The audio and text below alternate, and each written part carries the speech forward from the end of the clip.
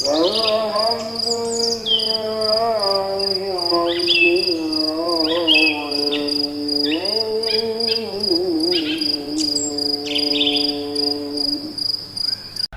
berbinar-binar lihat abang gorengan dibandingkan abang tukang rujak, ada yang nggak beres dengan otaknya. Oh serius? Iyalah. Ya, berbinar-binar lihat gorengan. Gorengan itu apa sih isinya? Ini sepertinya banyak penggemar gorengan di sini. Baik, saya cerita dulu biar Anda lebih aware ya. Ini kan kajian pertama di sini. Usus kita tuh intak begini. Intak tuh dia rapat gitu kan. Semua makanan yang masuk pasti diolah di sana. Tapi ada makanan-makanan yang membuat usus yang intak atau ketat tadi itu akhirnya renggang. Kalau dia sudah renggang, maka isi perut akan masuk atau sebagian ngalir ke dalam darah. Penyakit ini atau kondisi ini namanya usus bocor kalau bahasa kita, atau bahasa kerennya leaky gut. Kalau udah leaky gut kayak begini, maka cikal bakal autoimun di situ. Rematik, lupus, penyakit jantung yang sifatnya autoimun seperti itu akan muncul semua di situ. Siapa penyebab paling utamanya? Banyak banget ya. Obat-obatan mah jelas ya. Kalau teman-teman lihat browsing aja lah, cari informasi itu ya. Obat-obatan mah jelas banyak yang memicu itu. Makanan lebih banyak lagi ya, terutama makanan-makanan yang membuat ususnya bermasalah. Contohnya apa? Tepung misalkan ya. Udah tepung digoreng, terus dikasih apa lagi? Sayurnya pun digoreng, terus yang dimakan apa? Kenapa banyak orang habis makan ngantuk? Kenapa? Banyak orang habis makan ngantuk sekarang? Banyak. Karena ketika orang itu habis makan ngantuk, sebenarnya badannya nggak bisa ngolah makanan yang masuk. Kalau badan nggak bisa ngolah, maka dia minta tidur. Tidur itu fungsinya apa? Fungsinya untuk mengistirahatkan sistem. Hormon, enzim, semua diistirahatkan dulu untuk membuat yang baru. Akan beda cerita ketika Anda makan nasi yang banyak minyaknya, atau mungkin sebulan mungkin nasi padang gitu kan. Akan beda ceritanya mood Anda dan fisik Anda dengan Anda makan rujak, betul kan? Beda nggak? Beda, karena si rujak tadi atau buah tadi masih banyak enzimnya, sedangkan yang satunya sudah banyak terkuras enzimnya, begitu Bapak sekalian. Jadi kata kunci pertama mulai sekarang ya, kalau Anda yang masih suka makan yang berminyak, banyak tepung, banyak gula pasir segala macam, saran saya Anda harus meningkatkan asupan buah dan sayurnya 2-3 kali lipat daripada makanan tadi. Kalau mau ya. Susah nggak? Susah. Tapi jauh lebih susah kalau sudah terbaring di rumah sakit. Betul? Kayaknya susah ya. Dan nanti kalau kita mempelajari bagaimana Rasulullah SAW mengajarkan kepada kita semua, makanya sebenarnya hidup sehat itu gampang sekali, mudah banget, sangat mudah. Kita ikutin bagaimana polanya Nabi ya. Salah satu yang saya akan ajarkan ini supaya Bapak Ibu bisa terapkan ya, bisa terapkan sehingga nanti kalau ini dikerjakan, insya Allah banyak penyakit bisa hilang. Kalau Anda punya sebulan mungkin saya mengistilahkan gini, singa. Saya punya singa. Singa saya ini biasanya, ini contoh aja. Singa saya itu biasa satu hari kita kasih makan 10 kilo daging kan. Oke, 10 kilo daging. Lalu singa tadi kemudian saya kurangi makanannya. Hanya saya kasih 1 atau 2 kilo. Ya. Lalu singa tadi Bapak sekalian dilepas di kerumunan orang. Kira-kira gimana apa yang terjadi? Bisa dipastikan singanya makan orang kan?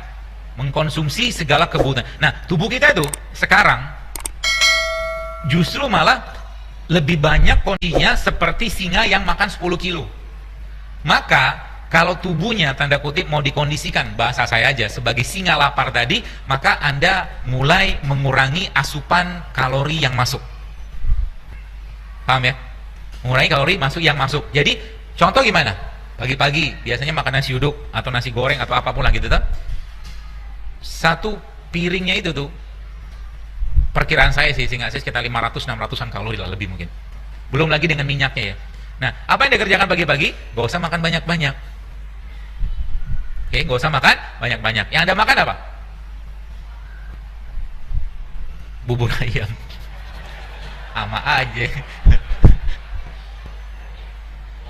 Kan saya bilang bahasa Inggrisnya sarapan itu apa? Breakfast. Fastnya di break. Paham maksudnya? Kita kan malam puasa sebenarnya kan, tidur itu kan puasa, nggak makan. Makanya Rasulullah habis isya ngapain? Tidur, kan gitu. Jadi salah satu cara untuk membakar lemak paling baik adalah tidur dalam jumlah yang cukup.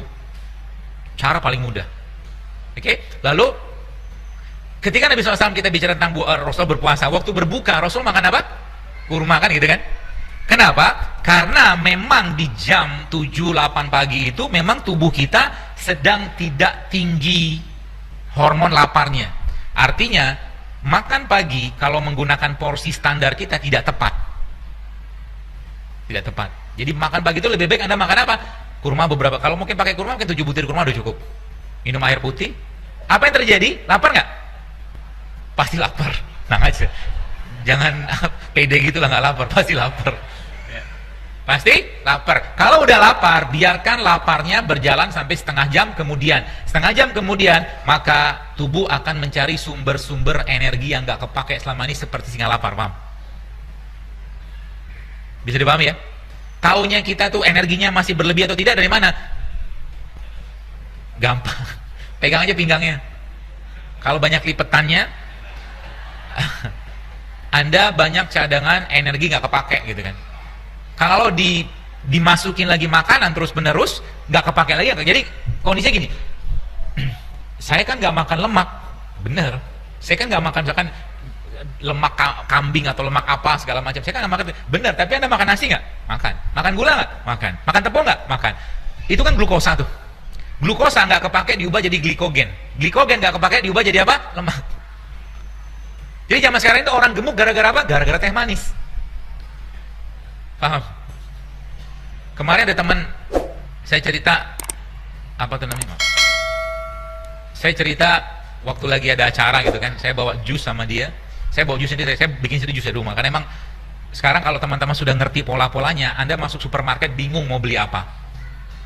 Kalau sudah paham, kalau mau makan mulai sekarang, pikirin dulu kira-kira yang saya makan ini bikin penyakit atau bikin sehat. Itu aja pesan saya.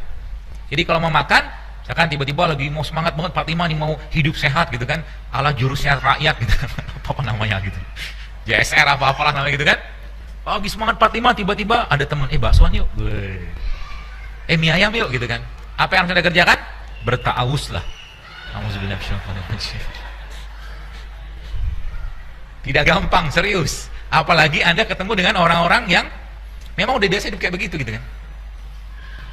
Jadi itu salah satu caranya. Jadi biasakan mulai sekarang. Ini tip paling sederhana dan Nabi pun juga seperti. Maka Nabi kita SAW, beliau itu Bapak sekalian lebih seringnya berpuasa atau lebih sering lapar daripada makannya.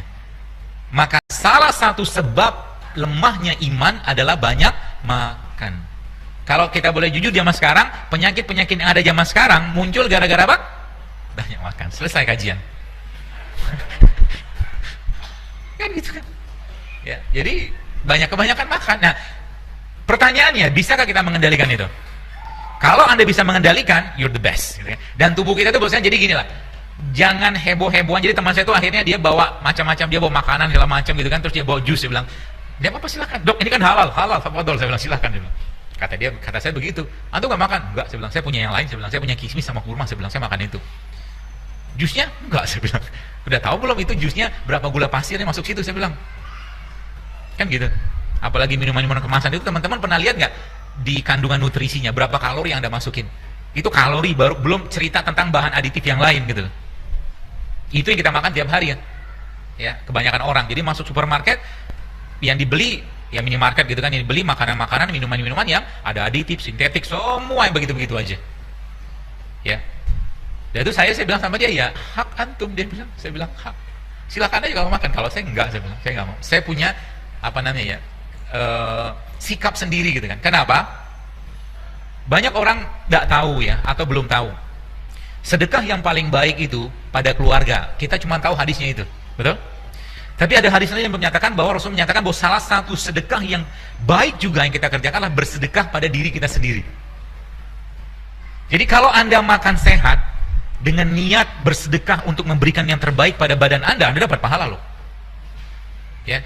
Di sini misalkan ada sebelah mungkin sosis, nuggets, kalau macam makanan nggak sehat, kan? Di sini ada buah. Lalu Anda niatkan makan buah ini sebagai bentuk sedekah pada diri Anda, maka Anda dapat pahala.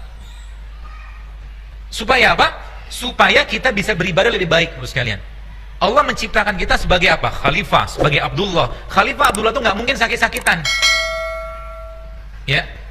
Dan mulailah sekarang berperilaku seperti perilakunya penghuni surga. Makannya segala macam, kalau ada di bumi makan. Di surga saya yakin tidak ada cireng, cilok, seblak, itu nggak ada. Nggak ada di sana. Adanya bahkan coba baca dalam Al-Quran, dalam hadis Nabi kan, buah gitu kan, kurma, khamar yang tidak memabukkan, susu yang sehat, gitu-gitu lah.